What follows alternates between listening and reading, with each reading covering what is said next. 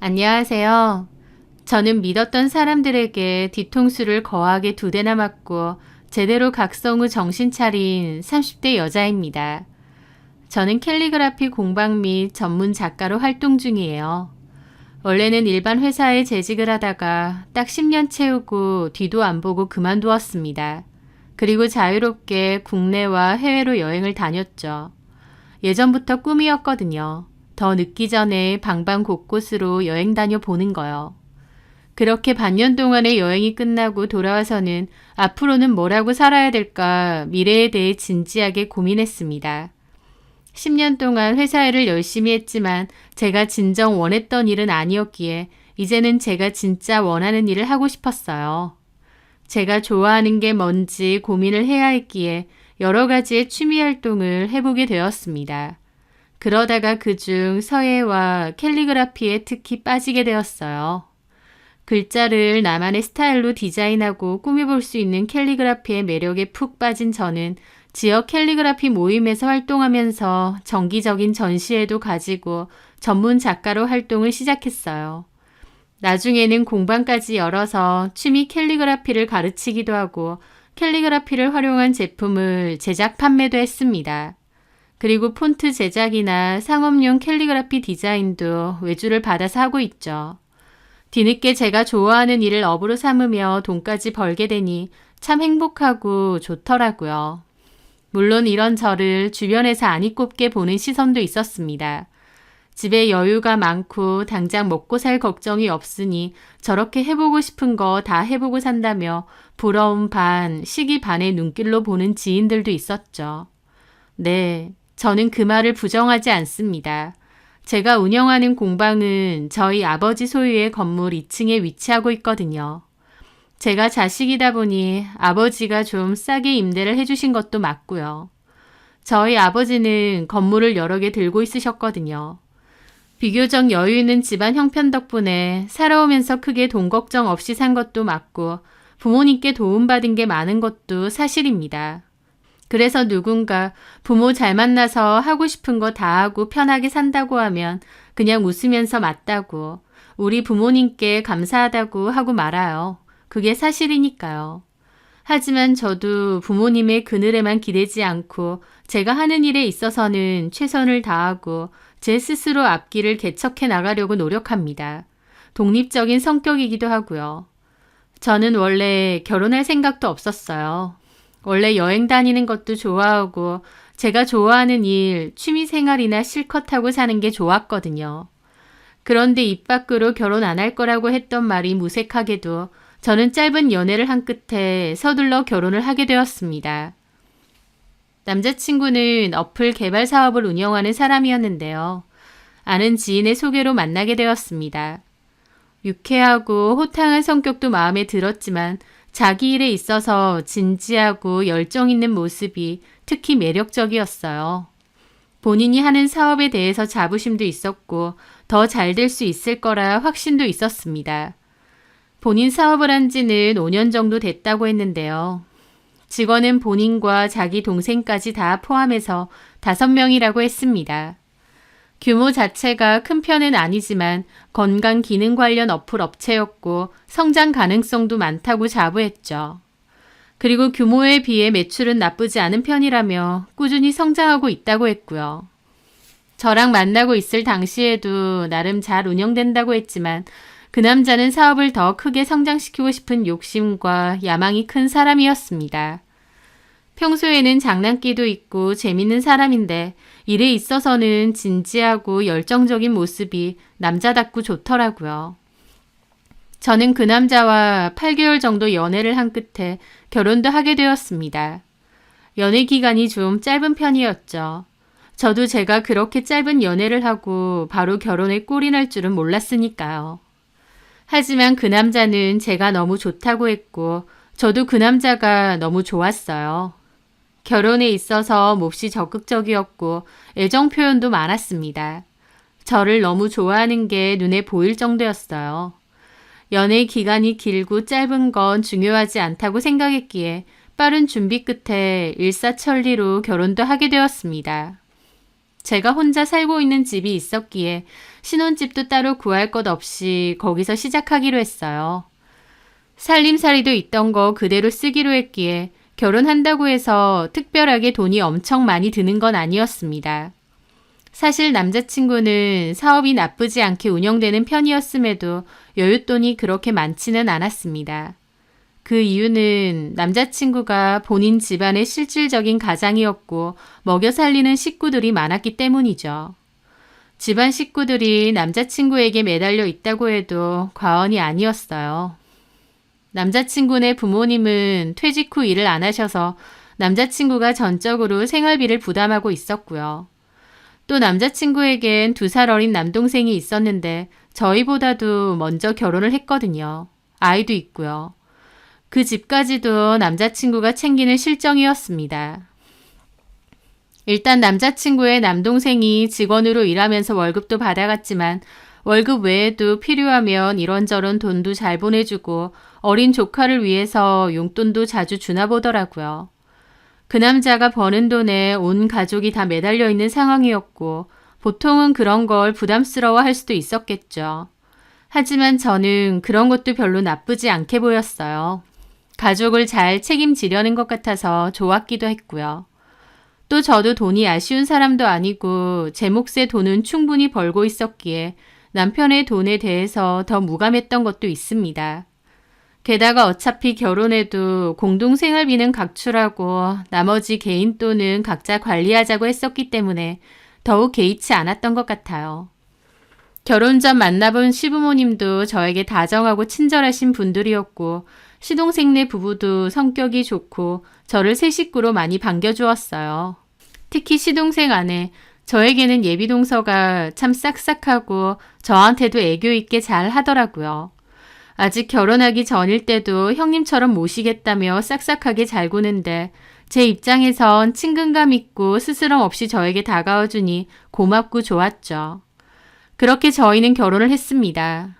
결혼하고 1년 뒤 남편네 회사에서 개발한 어플이 좋은 성과를 이루면서 남편네 회사 매출도 상승세였습니다. 주변에선 저보고 남편 사업 잘 돼서 좋겠다고 잘 그랬는데 물론 남편 일이 잘 되는 게 당연히 좋긴 하지만 그렇다고 저한테 특별하게 더 좋을 것도 없었어요. 남편의 사업이 잘 되든 못 되든 어쨌든 똑같은 생활비를 반반씩 내면서 생활했고 제 생활 자체가 별로 달라질 일은 없었으니까요.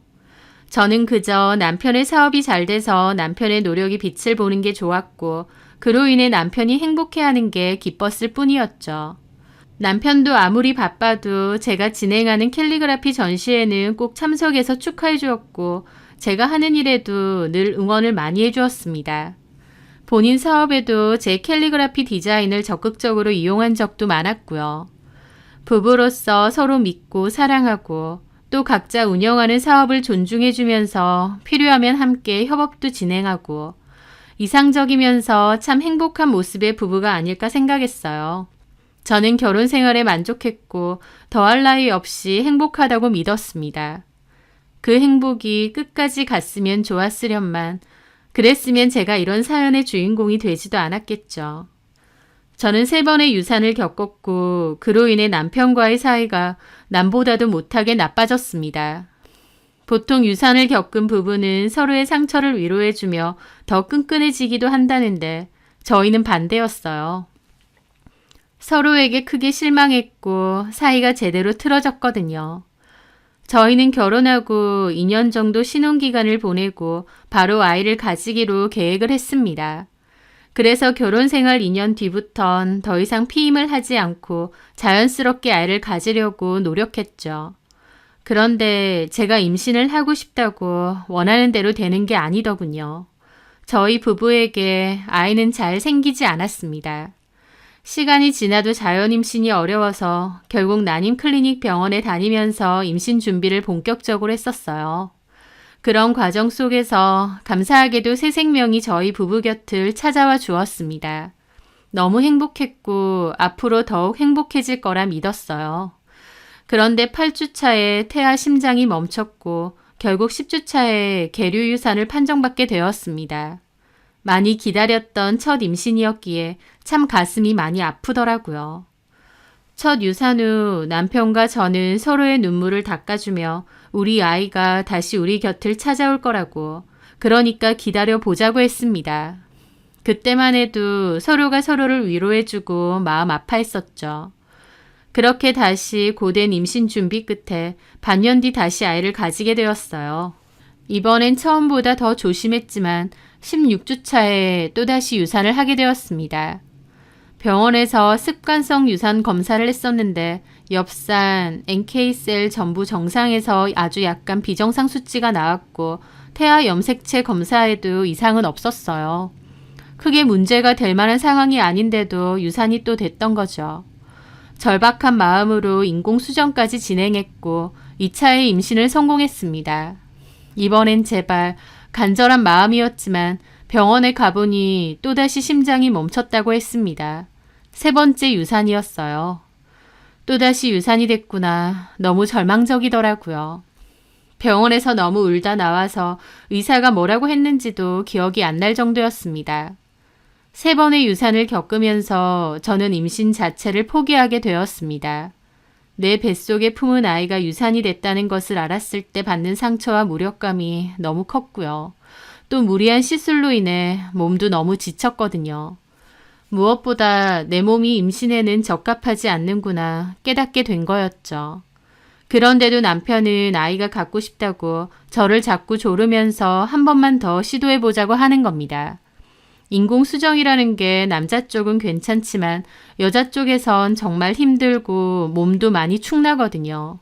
제 입장에선 내 몸이 너무 안 좋아지고 힘들고 지치는데 남편은 임신 타령만 하면서 자꾸만 시도해보자고 하니 원망스러웠죠. 그래서 많이 싸웠어요. 제 몸은 신경도 안 쓰고 그저 자식 타령만 하는 남편이 너무 야속하게만 느껴졌죠. 그 일로 남편과 싸움이 늘어갔습니다. 연애 때부터 결혼 초까지 거의 싸운 적이 없는데 그때는 매일같이 싸우고 큰 소리가 오갔어요. 그러면서 점차 사이가 틀어지기 시작했습니다. 남녀 사이라는 게 한번 틀어지기 시작하니 걷잡을 수가 없더군요. 나중에는 한 집에서 대화도 잘 하지 않고 서먹하게 지낼 정도가 되었죠. 남편과 사이가 너무 안 좋아졌기에 결혼 생활이 너무 불행하고 힘들다고 생각했습니다. 눈물도 많이 흘리고 우리 사이가 어쩌다 이렇게 됐나 서글프기도 했죠. 저는 이런 속사정을 오직 동서에게만 털어놓을 수 있었습니다. 친정 부모님은 제가 행복하게 잘 사는 줄 아시는데 괜한 걱정 끼쳐드리고 싶지 않아서 아무런 티도 못 냈고요. 또 자존심 때문에 주변 친구들에게 이런 말을 미주알 고주알 하고 싶지 않더라고요. 하지만 동서는 가족이니까 제 사정과 상황을 속속들이 알기도 했고 또 그만큼 편하게 털어놓고 상담하고 얘기할 수도 있었습니다. 동서도 제 얘기를 정말 잘 들어주고 저를 진심으로 많이 위로해 주었고요. 3번째 유산 후 소파수를 받고 집으로 와서 쉬던 저는 급격히 우울하더라고요. 남편은 약속 있다며 유산하고 누워있는 저를 놔두고 나가버리고요. 첫 번째 유산했을 땐 서로 울고 위로해주고 그랬는데 그게 3번째가 되니 남편은 저를 더 이상 신경도 안 쓰고 그냥 지 볼일 보러 나가버렸습니다. 그게 너무 비참하고 슬프고도 우울했는데 그런 저희 집에 찾아와 미역국 끓여주고 밥을 차려준 사람이 동서였습니다. 정말 잊을 수가 없었죠. 저는 동서에게 너무 고맙다고 큰 위로가 된다고 그랬습니다. 저는 동서가 진심으로 고마웠고 또 좋았어요. 그래서 나름 마음을 표현한 적도 많았습니다. 시동생이 남편 회사에서 일을 하고 동서는 따로 일을 하지 않은 채로 6살 아이를 육아하고 있었는데요. 시조카한테 필요한 거 사주라고 용돈도 엄청 자주 주고 육아용품도 많이 사줬습니다. 큰돈 들어가는 육아용품은 제가 주로 많이 사줄 정도였죠. 또 시조카뿐만 아니라 동서한테도 이런저런 선물을 많이 했습니다. 화장품도 제 거 사면서 동서 거 같이 사고 또 백화점 갔다가 예뻐 보이는 구두나 옷 같은 거 있으면 동서 사다 주기도 하고요. 심지어 제가 갖고 있는 것을 주어도 아깝지가 않았어요. 한 번은 동서가 저희 집 놀러와서 저보고 그러더라고요. 형님은 옷도 참 세련되고 고급스럽게 잘 고르시는 것 같아요. 다 비싼 것들이죠? 싼 것도 있고 비싼 것도 있고 뭐 섞여 있지 뭐. 어머, 이런 원피스도 너무 예뻐요. 이거 꽤 비싼 브랜드던데. 그쵸? 형님은 늘씬하셔서 잘 어울리겠어요. 동서한테도 잘 어울리겠는데? 마음에 들면 동서가 입을래? 나 그거 사놓고 한 번인가 밖에 안 입어서 거의 새 거야. 아니에요, 형님. 형님 옷인데 제가 왜요? 저는 어울리지도 않아요. 무슨 소리야. 동서는 키도 크고 피부도 하얘서 이런 색 잘 받을 것 같은데. 새 건 아니지만 동서 마음에 들면 가져도 돼, 진짜로. 여기 옷 사본 적은 없지만 비싼 브랜드인 건 알아요. 형님 입으세요. 난 이런 거 많잖아. 동서 마음에 들면 정말 가져도 돼. 동서, 나 동서한테 늘 고마운 마음이 많아. 어쩔 땐 내 동생 같다니까? 동생이 갖고 싶다는데 이깟 옷이 뭐라고 못 주겠어. 형님, 실은 저도 형님이 꼭 언니같이 느껴져요. 정말 고마워. 저는 그 옷을 꺼내서 종이 가방에 넣어주었습니다. 자, 동서한테 더 잘 어울릴 거야. 다음에는 나랑 같이 백화점 한번 가자. 내가 동서한테 잘 어울릴 만한 거 하나 선물할 테니까. 형님, 평소에도 맨날 이것저것 사주시면서. 내가 그러고 싶으니까. 저는 동서에게 뭘 줘도 정말 아깝지가 않았습니다. 단순한 형님 동서 사이가 아니라 정말 친한 언니 동생 같은 사이처럼 느껴졌기 때문이죠. 남편과 사이가 틀어져 갈 때 동서에게 특히 상담을 많이 했습니다. 동서는 진심으로 제 편에 서서 제 얘기를 귀담아 들어주고 공감도 해주고 위로도 해주었어요. 또 적극적으로 해결 방안을 찾아주려 노력도 했고요. 물론 제3자인 동서가 도와주려고 노력해준들 이미 틀어질 대로 틀어진 남편과 제 사이가 회복될 순 없었죠. 하지만 그래도 저를 진심으로 걱정해주고 위해주는 그 마음이 너무 고마웠습니다. 저는 남편과의 사이가 안 좋아지기 시작하면서 이따금씩 이혼도 생각하게 되었어요. 하지만 설령 남편과 남남이 된다고 해도 시댁 식구들하고 다 끝을 낸다고 해도 동서만큼은 계속 연락하고 잘 지내고 싶다라고 생각할 정도였죠. 저는 제가 동서를 생각하는 만큼 동서도 저를 그렇게 생각하는 줄 알았습니다. 형님 동서 사이가 끝나더라도 얼마든지 친한 언니 동생 사이로 잘 지낼 수 있는 그런 사이 말이죠. 하지만 그런 동서에게 제대로 뒤통수 당하고 사람보다 무서운 게 없다는 걸 알기까지는 그리 오랜 시간이 걸리지 않았습니다. 남편과의 사이가 악화된 지도 반년이 넘어갈 때였어요. 이런 식으로 결혼 생활을 유지하는 게 의미가 있나? 라는 생각을 참 많이 했던 것 같습니다. 그래서 한 번은 남편에게 진지하게 얘기한 적도 있어요. 우리 사이가 이렇게 안 좋아졌고 남보다도 못하게 지내고 있는데 이런 결혼 생활을 계속 유지하는 게 맞는 것 같냐고요. 그런데 제 말에 동의할 줄 알았던 남편은 도리어 펄쩍 뛰더라고요. 우리 사이가 뭐 어떻다고 그렇게 말을 하느냐면서요. 결혼기간 5년이면 신혼기간도 끝나갈 무렵이다. 자기는 그저 서로 편안해지고 익숙해지는 것뿐이라고 생각한다며 언제까지 연애 때나 신혼 초 때처럼 지낼 순 없진 않느냐. 남들도 이렇게 지낸다. 우리가 특별히 싸운 것도 아니고 뭐가 문제냐 하더라고요. 단순히 편해진 사이면 저도 그런 소리 안 하죠.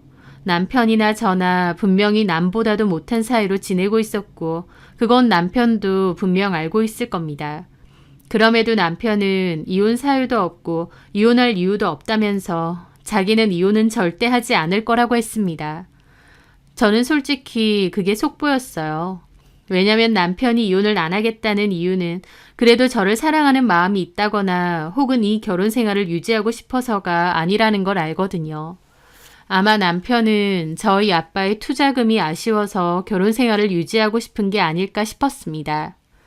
결혼하고 얼마 지나지 않았을 때 저희 아빠는 남편의 사업에 투자를 좀 했었습니다. 남편이 그때 사업자금 때문에 곤란할 때였기도 하다 보니 장인인 저희 아빠가 적극적으로 도와주셨거든요. 주변에 사람도 많이 소개해 주시고요. 남편에겐 그게 큰 도움이 되었다고 했습니다. 나중에 남편이 제작한 어플이 대박치면서 매출이 많이 늘었고 투자금도 다 아빠에게 돌려드렸어요. 그런데 또다시 새로운 어플을 개발 중에 있었고 이번에는 더 큰 프로젝트라서 더 많은 투자 금액을 유치해야 하는 상황이었습니다. 저희 아빠한테도 적극적으로 투자를 해달라 설득 중이었고요. 저희 아빠는 저와 남편의 사이가 악화된 걸 모르시니 이번에도 남편의 사업을 좀 도와줄 생각도 있으셨고요. 주변의 다른 투자자들도 소개를 시켜주려 하셨어요. 남편은 그런 것 때문에라도 저와는 이혼하지 않으려 하는 것 같았고 그게 저를 더 서글프게 만들었죠. 저는 이런 얘기를 동서에게 했습니다. 우리가 요새 싸우지도 않고 마땅한 이혼 사유가 있는 것도 아닌데 무슨 이혼이냐 그러는 거야. 근데 나는 이게 더 문제 같아. 차라리 싸우고 지지고 볶는 게 낫지. 지금 완전 남남처럼 지내고 있거든. 어쩌다가 아주버님하고 그렇게 되신 건지. 모르겠어. 사랑에 빠질 때도 나도 모르게 확 빠진 것 같았는데 애정이 식는 것도 이럴 줄은 몰랐네. 형님은 무조건 이혼하고 싶으신 거세요? 그건 아니지만 나도 남편한테 실망이 너무 컸거든. 내 몸 상태가 너무 안 좋아졌는데도 임신 타령만 하는 게 진짜 정 떨어지더라고. 근데 남편은 내가 정이 떨어지든 말든 이제 신경도 안 쓰는 것 같아. 임신도 안 할 거면 너는 너대로 나는 나대로 살자 이런 게 느껴지니까 나도 이런 결혼 생활을 계속 유지하고 싶지 않은 거지. 아주버님도 아이를 많이 원했어서 더 그러신 건가 봐요. 그리고 저희도 비슷해요. 결혼 생활 점차 흘러갈수록 연애할 때처럼 알콩달콩 그렇게는 안 되니까요. 나도 아는데 그래도 서로 믿고 의지하고 그렇게 살아갈 줄 알았는데 지금은 서로 상처만 주는 것 같아. 그래도 뭐 아주버님이 딴짓 하시는 것도 아니고 성실하고 능력도 좋으시고 시간이 좀 지나다 보면 괜찮아질 거예요. 그럴 수도 있을까? 그럼요, 형님. 두 분이 임신에 대한 생각이 달라져서 지금 좀 사이가 안 좋아진 것 뿐이에요. 시간이 좀 지나면 괜찮아질 거예요. 동서는 이혼 생각하지 말라며 남편 편도 많이 들더라고요. 동서 입장에선 그럴 수도 있기에 이해했습니다. 저도 무조건 이혼이다 이런 건 아니었기에 오히려 동서의 위로가 더 와닿았던 것도 있고요. 그런데 얼마 뒤 저는 우연히 아주 기가 막힌 일을 알게 되었습니다. 남편이 출장을 가야 된다고 했고 3일 정도 집을 비웠을 때였어요. 저는 오랜만에 집 정리를 하고 있었고 옷방 정리도 하게 되었습니다. 그런데 남편 옷을 주로 걸어놓는 부분에서 바닥에 영수증 뭉치를 발견하게 된 겁니다. 그 영수증은 남편이 쓰는 개인카드 영수증이었는데요. 밤늦게 영화를 보러 갔고 카페와 밥집에 갔던 영수증이었습니다. 영화, 카페, 식당 모두 2인 계산이 되어 있었어요. 딱 봐도 데이트 코스인데 모두 2인으로 계산이 되어 있었다면 누가 봐도 남편이 바람을 피는 것이었습니다. 남편은 영수증을 받아서 뭉탱이로 주머니에 쑤셔넣는 버릇이 있는데 습관적으로 주머니에 넣어두었다가 실수로 떨어뜨린 것 같았죠. 그걸 보는데 너무 기가 막혀서 손이 부들부들 떨리더라고요. 세 번째 유산 후 임신에 대한 생각 차이로 사이가 틀어졌다고 생각했는데 사실은 그게 아니라 남편에게 여자가 있어서 그랬을 수도 있겠다는 생각이 들었습니다. 그 생각이 미치자 극심한 분노가 찾아오더라고요. 저는 아무것도 못하고 그 영수증만 보며 입술을 물어뜯고 있었습니다. 그런데 동서가 그때 마침 전화가 왔더라고요. 형님 뭐 하세요? 같이 마트에 장 좀 보러 가실래요? 아니야 동서. 그건 좀 힘들 것 같아. 어머, 형님 목소리가 왜 그러세요? 어디 몸이라도 안 좋으세요? 목소리가 너무 떨리세요. 저는 분노인지 배신감인지 온몸이 떨려왔고 동서도 이상하다는 듯 되묻더라고요. 저는 아무 일도 아니라고 했는데 30분 정도 뒤에 동서가 저희 집으로 왔습니다. 안색이 너무 안 좋으니 어디 아프냐고 묻는데 저는 그 영수증을 결국 보여줬어요. 동서도 놀라더라고요. 바람까지 피는 모양이야. 참나. 날짜 보니까 저번 주던데 회사 일 때문에 야근한다고 한 날 저렇게 갔더라고. 세상에, 아주버님이 그러실 분 같지는 않았는데. 어쩌면 지금 출장도 그 여자랑 놀러 간 걸지도 몰라. 도련님은 출장 같이 안 가셨지? 네. 그럼 그 여자랑 놀러 간 걸 수도 있겠네. 설마요. 제가 남편한테 물어볼까요? 아주버님 출장 간 거 맞냐고? 동서, 얘기하지 마 절대. 남편이 무슨 짓 저지르는지 나 증거 확실히 잡아야겠어. 괜히 내가 아는 거 도련님한테도 언질하지 마. 알았지? 증거요? 그래. 내가 잘 몰라도 이런 영수증은 증거가 안 되는 건 알겠어. 오늘 밤에 출장 끝내고 오는데 블랙박스 뒤져보면 알 수 있겠지. 그러게요. 블랙박스 보면 여자랑 놀러 간 건지 아니면 진짜 출장인지 알 수 있으니까. 어디 두고 봐. 만약 진짜 바람인 거면 나도 가만 안 있을 거니까. 만약 아주버님이 바람인 거면 이혼하실 거예요? 당연하지. 그렇구나. 저는 어디 두고 보자 하는 마음이었습니다. 동서가 아이 하원 시간에 맞춰 돌아갔고 저는 이런저런 생각을 하며 기다렸어요. 남편은 8시쯤에 와 집에 돌아왔습니다. 집에 와서는 뜬금없이 저한테 자기 없는 동안 잘 있었느냐고 다정한 말투로 묻는 거예요. 저는 속으로 내연녀랑 여행 갔다 와서 신났나 싶더라고요. 남편은 말은 피곤하다면서 안 자고 11시까지 TV를 보다가 소파에서 잠이 들었습니다. 저는 남편이 완전히 잠이 든 것을 확인하고 차키를 챙겨 내려갔죠. 그런데요, 막상 확인해보니 황당하게도 블랙박스에 메모리가 없는 겁니다. 그걸 보고 저는 뜨악했죠. 멀쩡히 들어있던 메모리가 발이 달려서 없어진 것도 아닐 테고 설마 내가 눈치챈 걸 알았나? 왜 메모리를 빼놨지? 싶었어요. 저는 심란한 기분으로 다시 올라갔습니다. 남편이 내가 아는 걸 눈치챈 걸까 싶었죠. 폰이라도 뒤져보고 싶었는데 주머니에 폰을 넣어두고 자길래 못 봤습니다. 그날 방에 저 혼자 누워있는데 동서한테서 문자가 왔어요. 형님, 메모리 확인해 보셨어요? 근데 눈치를 챈 건지 뭔지 메모리가 없어. 네? 메모리가 아예 없어요? 빼놓으신 건가? 참나, 나름 철두철미하게 바람피고 있었네. 형님, 바람이 아닐 수도 있잖아요. 그럼 메모리를 왜 빼겠어? 어디 두고 봐. 어떻게 하시려고요? 폰을 좀 뒤져봐야겠어. 오늘은 주머니에 넣고 자서 안 될 것 같고 내일 한번 보려고. 네, 그게 확실하죠. 아무래도.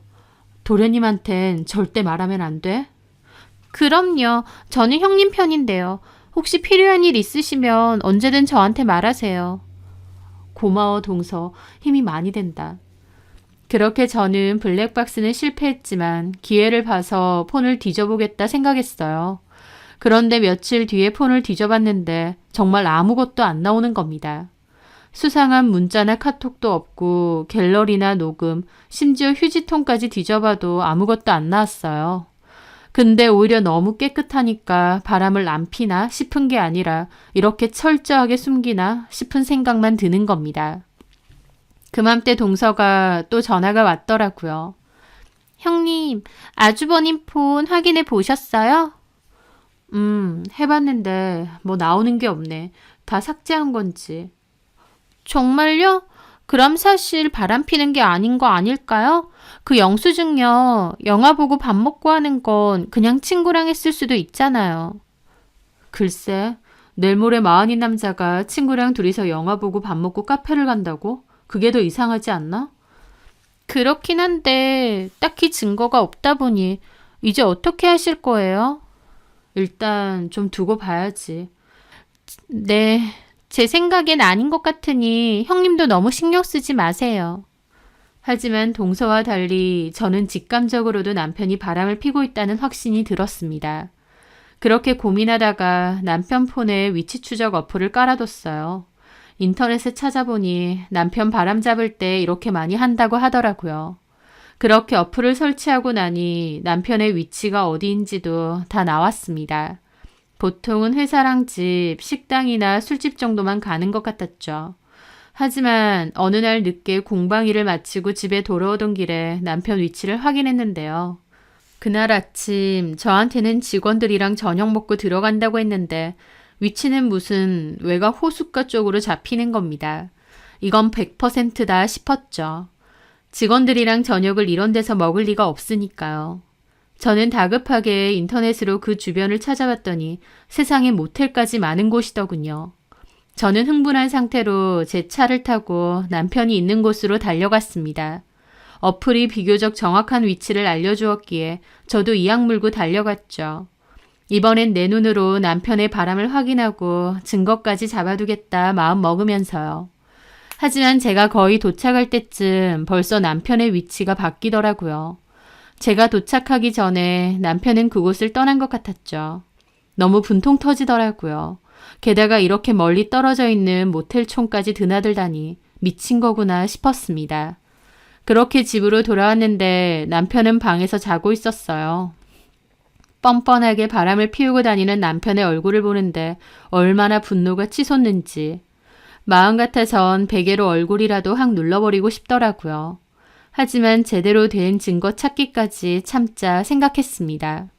그러던 며칠 뒤 주말이었는데 저는 일이 있어서 주말에 공방에 나와 있었습니다. 그런데 마침 동서가 놀러 왔더라고요. 왔어. 요즘 자주 놀러 오네. 형님 걱정돼서요. 고마워. 나 걱정해주는 건 동서뿐이네. 세준이는 어쩌고? 태권도장에서 다 같이 캠핑 간다고 해서요. 자고 내일 온대요. 그랬구나. 근데 어제 잘 못 주무셨어요? 안색이 너무 안 좋은데. 실은 저는 위치 추적 얘기와 미행을 갔다가 못 잡은 얘기까지 했어요. 동서도 놀라더라고요. 그게 그렇게 구체적으로 나와요? 그렇더라. 아예 대놓고 모텔촌 가는 거야. 이것 봐. 내가 바람 피는 거 맞다고 했잖아. 도대체 어떤 여자랑 그러고 다니는 건지. 세상에. 어디 한번 봐요, 형님. 저는 폰을 꺼내 위치 추적 어플을 동서에게 보여주었습니다. 그런데 남편의 위치가 움직이고 있는 겁니다. 저는 남편이 집에 있는 줄 알았거든요. 그런데 차를 타고 이동하는 것 같았죠. 뭐야, 어디 가지? 일이 있으신가 보죠, 뭐. 그런 말 없었는데. 설마 뭔가 촉이 그 내연녀 만나러 가는 것 같더라고요. 동서, 차 가지고 왔지? 네. 그럼 나 좀 따라가줘. 지금요? 놓치면 안 돼. 그 여자 만나러 가는 것 같아. 나 좀 도와줘. 알겠어요, 형님. 근데 저 화장실만 갔다 와서 바로 출발해도 되죠? 얼른 갔다 와. 그렇게 화장실에서 돌아온 동서는 엉겁결에 제 미행을 따라가 주게 되었습니다. 동서는 제가 말한 위치로 차를 몰고 급하게 달려갔어요. 그 여자 집으로 가는 건지 뭔지 속에선 우라가 들끓더라고요. 그런데 한참 동서가 달려가는 와중에 더 이상 신호가 잡히지 않는 겁니다. 위치가 더 이상 잡히지 않는다는 오류 메시지와 함께요. 저는 급하게 동서에게 차를 세우라고 했습니다. 이게 어떻게 된 거지? 왜 그러세요, 형님? 위치가 이제 안 잡힌대. 설마 눈치채고 삭제했나? 어떻게 알았지? 어머, 그런가? 근데 아주버님이 어플 개발자시잖아요. 그래서 잘 아실 것 같기도 해요. 잡을 수 있었는데. 저는 또 이렇게 허탕을 치니 너무 허무하더라고요. 그렇게 허무하게 집으로 돌아왔습니다. 제가 울적해하니까 동서가 술까지 사들고 와서 같이 있어주겠다 했어요. 아이도 어차피 집에 없으니 괜찮다면서요. 저는 동서와 술을 마셨고 남편은 늦게까지 들어오지 않았습니다. 그렇게 한 잔, 두 잔 술을 마셨는데 오히려 몇 잔 마시지도 않은 동서가 술에 취해 골아 떨어진 겁니다. 저는 동서한테 이불을 덮어주려고 하는데 시동생으로부터 전화가 오더라고요. 동서가 시동생한테 우리 집에 있다는 거 얘기 안 했나 생각하며 전화를 받았죠. 도련님, 난데요. 동서 우리 집에 있어요. 같이 술 한잔 했는데 동서가 잠이 들어버렸네요. 우리 집에서 좀 재우고 내일 일찍 돌아갈게요. 미안해요. 그렇게 시동생과 통화를 마치고 전화를 끊으려 할 때였습니다. 통화 화면이 꺼졌는데 동서가 그전까지 누군가랑 카톡을 주고받았는지 카톡 화면이 뜨더라고요. 그런데 저는 멈칫할 수밖에 없었습니다. 왜냐면 동서가 대화하고 있던 사람은 바로 저희 남편이었거든요. 마지막 대화가 내 덕분에 안 걸렸죠? 였습니다. 이게 뭐지 생각하며 동서와 남편의 카톡 대화 내용을 확인했죠. 그리고 저는 경악할 수밖에 없었습니다. 동서가 스파이 짓을 하면서 남편의 외도가 걸리지 않게 도와주고 있었거든요. 바로 저를 위해 미행을 해준 그날까지도 저희 남편한테 위치 추적 어플에 대해 다 알려주었더라고요. 아주버님, 지금 혹시 그 여자 만나러 가세요? 형님이 위치 추적 어플 깔았대요. 형님이 저보고 같이 미행 가자는데 제가 화장실 간다고 하고 와서 알려드리는 거예요. 이 문자 확인하는 대로 바로 어플 지우세요. 바로요. 라고 되어 있었습니다. 대화창을 위로 더 올려보니 가관이었죠. 아주버님, 혹시 형님 몰래 다른 여자 만나세요? 만약 그런 거면 형님이 눈치챈 것 같아요. 아주버님 블랙박스 확인해 본다고 하니까 메모리 없애시는 게 좋을 것 같아요. 아주버님, 형님이 아주버님 폰도 확인해 볼 거래요. 그러니까 의심될 만한 건 다 지우세요. 아니면 비번을 걸어 놓으시던가. 등등 제가 동서에게 증거 수집을 위해 얘기했던 모든 것들을 다 남편에게 몰래 말한 겁니다. 그래서 남편은 조치를 취할 수 있었던 거고 저는 증거를 잡지 못하고 허탕을 쳤던 거죠. 배신감과 충격으로 손이 벌벌 떨렸어요. 동서의 고자질에 남편 반응은 이랬습니다. 블랙박스 메모리는 빼셨어요? 예, 서랍에 잘 숨겨뒀어요. 근데 진짜 다른 여자 만나시는 거예요? 뭐 오래된 건 아닌데 어쨌든 알려주셔서 고마워요. 저는 아주버님하고 형님하고 이혼하지 않기를 바래요. 그래서 알려드리는 거예요. 그럼요, 재수씨. 혹시 또 그 사람이 또 저에 대해서 뭔가를 캐면 알려줄 수 있죠? 그럼요. 고마워요. 그 여자는 정리하실 거죠? 정리해야죠. 오래 만날 여자도 아니고. 걸리기 전에 정리하세요. 형님이 벼르고 계신 것 같은데 일단은 제가 알려드릴게요. 고마워요. 참 세준이 이번에 영어학원 보낸다면서요. 학원비 겸 용돈에서 제가 돈 좀 보내드릴게요. 안 그러셔도 되는데 고맙습니다. 기가 막혔습니다. 저 도와주는 척하면서 사실은 제대로 남편 스파이 짓을 하고 있었다는 게요.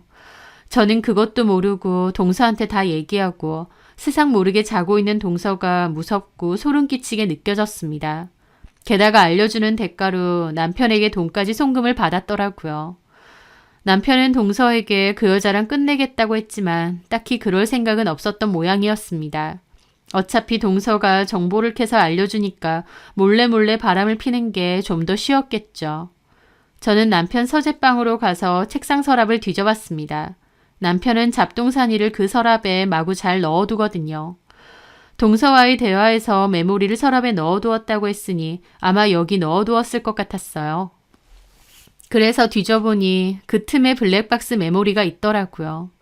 저는 그 메모리를 찾아서 컴퓨터로 재생을 해보았더니 남편과 그 상간녀의 음성도 다 녹화되어 있었습니다. 게다가 정말 출장이 아니라 여행이라도 간 건지 결정적으로 둘이서 호텔 가는 것도 다 찍혀 있더라고요. 남편이랑 어깨동무하고 들어가는 그 여자 뒷모습도 다 찍혀 있고요. 의심이 들었던 그날 바로 확인을 했으면 됐는데 동서 때문에 증거가 없어질 뻔한 겁니다. 저는 거실에서 자고 있는 동서가 끔찍하게 느껴졌어요. 사람이 어떻게 이럴 수 있나 싶었죠. 내가 본인을 많이 의지하고 모든 속내까지 다 털어놨는데 이렇게 보란듯이 제 뒤통수를 쳤으니 말이에요. 저는 남편과 동서가 나눈 대화도 모조리 찍어두고 메모리도 따로 보관을 해두었습니다. 그리고 자고 있는 동서를 흔들어 깨웠어요. 일어나. 동서는 비몽사몽한 채로 일어나더라고요. 형님, 빨리 일어나라고. 제가 소리를 확 지르자 동서도 잠결에 놀란 얼굴이었습니다. 형님, 왜 소리를 지르세요? 소리만 지를까? 저는 말과 동시에 동서의 머리채를 잡았습니다. 동서 왜 이러냐며 악을 쓰더라고요. 저는 동서의 머리채를 흔들다가 던지듯 놓아주었습니다. 자다가 일어나서 갑자기 저한테 머리채를 잡혔으니 동서도 놀랐겠죠. 하지만 보란듯이 배신당한 저만큼 황당하고 기분 더럽지는 않았을 겁니다. 형님 미치셨어요? 왜 이러세요? 저는 악을 질러대는 동서 앞에 동서 핸드폰을 던졌습니다. 카톡 화면이 떠있는 핸드폰을요. 그걸 보고 동서도 놀라서 눈이 동그래지더라고요. 형님, 이걸 어떻게... 진짜 무섭네 동서. 앞에서는 나 위해서 도와주는 척하면서 뒤에서는 내 남편한테 다 알려줘? 형님, 저는 형님이 아주버님하고 이혼하지 않았으면 해서... 웃기지 마. 내 남편한테 미주알 고주알 다 알려주고 더 돈까지 받았더라. 네가 사람이니? 형님... 동서 잘못했다고 빌더라고요. 저는 필요 없으니 꺼지라고 했고요. 동서는 잘못했다고 자기는 좋은 뜻으로 그랬다는 말도 안 되는 헛소리까지 하면서요. 그렇게 동서와 제 사이에서 큰 소리가 오가는데 남편이 마침 들어오는 겁니다. 남편도 놀라서 벙찌더라고요. 제가 씩씩거리고 있고 동서는 제 앞에서 무릎 꿇고 빌고 있으니까요. 이게 무슨 일이야? 저는 남편 면상을 보는데 화가 머리 끝까지 났습니다. 그래서 달려가서 남편 머리채까지 잡아버렸어요. 아! 미쳤어? 왜 이래? 하면서 악착같이 머리채를 잡고 있는 저를 떠밀더라고요. 저는 끝까지 남편 머리채를 잡고 있다가 떠밀렸기에 남편의 머리털도 한 움큼 뽑아버렸습니다. 남편은 머리털이 뽑힌 채로 미쳤느냐 생 난리를 치더라고요. 저는 그 앞에서 남편의 싸대기도 날렸습니다. 둘이서 잘두나 속였지. 너는 뒤로 바람 피우고 다녔고 그 여자 누구야? 어떤 여잔데? 도대체 언제부터야? 제 말에 남편도 할 말이 없는지 눈치만 보더라고요. 너는 나 대놓고 속이면서 뒤에선 딴 여자 만나고 다니고 그러면서 이혼은 절대 안 하겠다. 왜? 우리 아빠 돈 때문에? 여보, 그런 게 아니라 진짜 치 떨린다 치 떨려. 우리는 이혼이야. 너랑 그 여자한테 위자료도 받을 거고 아빠가 해주신다던 투자금도 당연히 없는 거야. 그리고 내 집에서도 당장 네 짐 싸서 꺼져. 여보, 꺼지라고. 그리고 동서도 지죽은 듯이 눈치만 보고 있더라고요. 너도 같이 꺼져. 너한테도 위자료 소송할 거니까 딱 기다리고. 형님, 저한테는 왜요? 몰라서 묻니? 네가 뒤에서 스파이지 제대로 하고 있었잖아. 어디 두고 봐. 형님, 저한테 왜 그러세요? 저는 그냥 형님하고 아주버님 이혼 안 했으면 해서. 닥쳐. 왜 이혼 안 했으면 하는데? 결국 너한테 피해 갈까봐 그런 거 아니야. 박쥐 같은 년. 진짜 소름 끼친다. 꼴도 보기 싫으니까 꺼지라고. 저는 그렇게 남편과 동서를 쫓아냈습니다. 남편한테 배신당한 것도 모자라서 그토록 믿었던 동서에게까지 배신을 당한 거다 보니 정신적인 충격이 정말 크더라고요. 아니, 어쩌면 남편이 준 충격보다 동서가 준 충격이 더 컸다고나 할까요? 저는 그날 밤새 한숨도 못 자고 내가 당한 배신에 대해 곱씹고 또 곱씹었던 것 같아요. 그렇게 다음 날부터 저는 본격적인 이혼 준비에 들어갔습니다. 저희 부모님께도 바로 알렸어요. 아빠는 화가 머리끝까지 나서 투자하기로 했던 거 취소하셨고 남편에게 전화해 쌍욕을 퍼부으셨습니다. 저는 증거들이 다 확실했기 때문에 그걸로 바로 이혼소송과 위자료 소송도 진행하기로 했습니다. 동서는 남편의 불륜 증거를 없애려고 제 뒤에서 온갖 수를 썼지만 결론적으로 동서가 증거들을 다 알려주고 제공해준 셈이었어요. 블랙박스 메모리 외에도 동서와 남편이 나눈 대화에 남편이 바람핀 내용이 다 있었으니까요. 소송 중에 남편은 저더러 어떻게 알았냐고 물어보던데 저는 동서랑 너랑 카톡 나눈 거 다 봤다고 그랬습니다. 남편은 그 후에 그런 걸 멍청하게 들키냐며 동서랑도 싸운 것 같더라고요. 동서는 기껏 도와줬더니 자기 탓하는 거냐고 같이 싸웠다고 하고요. 하여튼 저는 남편과 상대 여자 동서를 상대로 위자료 소송 진행했습니다.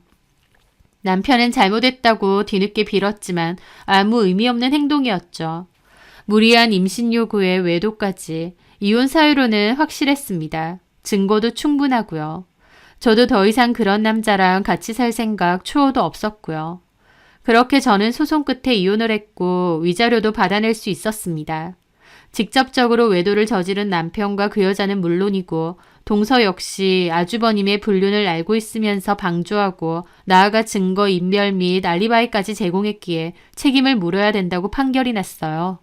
동서는 저희 남편의 돈 몇 푼 받으려다가 오히려 위자료까지 토해내게 된 셈이었죠. 그렇게 저는 이혼 후 여전히 공방을 운영하며 잘 지냈습니다. 이혼을 하더라도 동서하고만큼은 잘 지내고 싶었던 때도 있었는데 결국 이렇게 된 게 참 허무하고 어이없기도 하더라고요. 이제는 나랑 상관없는 사람들이기에 그 후엔 신경도 안 쓰고 살았는데요. 그 후 시간이 흘러 우연히 지인으로부터 전 남편네 얘기를 들었습니다. 전 남편이 새로운 어플을 한창 개발하고 있을 때 제가 이혼하면서 저희 아빠도 투자 취소를 하셨는데요. 저희 아빠뿐만 아니라 아빠가 소개해준 친한 투자자분들도 전부 투자 취소를 했거든요. 사업 자금이 부족한 상태에서 남편은 좀 무리하게 돈을 끌어다가 개발을 계속 진행했나 본데 결론적으로는 그렇게 무리하게 진행했던 어플이 런칭된 후에도 시장 반응이 상당히 좋지 않았다고 합니다. 한마디로 폭망한 거죠. 사활을 걸었던 새 프로젝트의 결과가 망하면서 덩달아 전 남편의 회사는 폐업 얘기까지 나올 정도로 사정이 굉장히 어려워졌다고 하더군요. 전 남편 하나만 보고 매달려 있던 시댁 식구들한테도 타격이 꽤나 큰 것 같고요.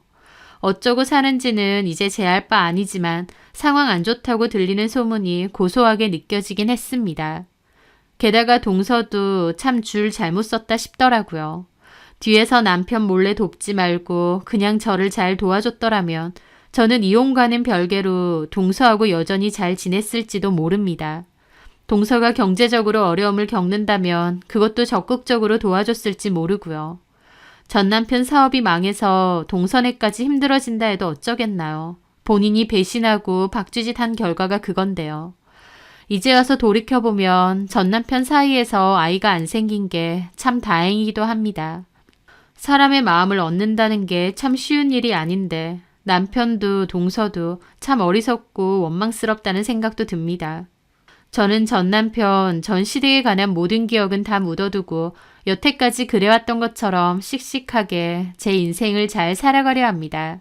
제 사연 들어주셔서 감사합니다.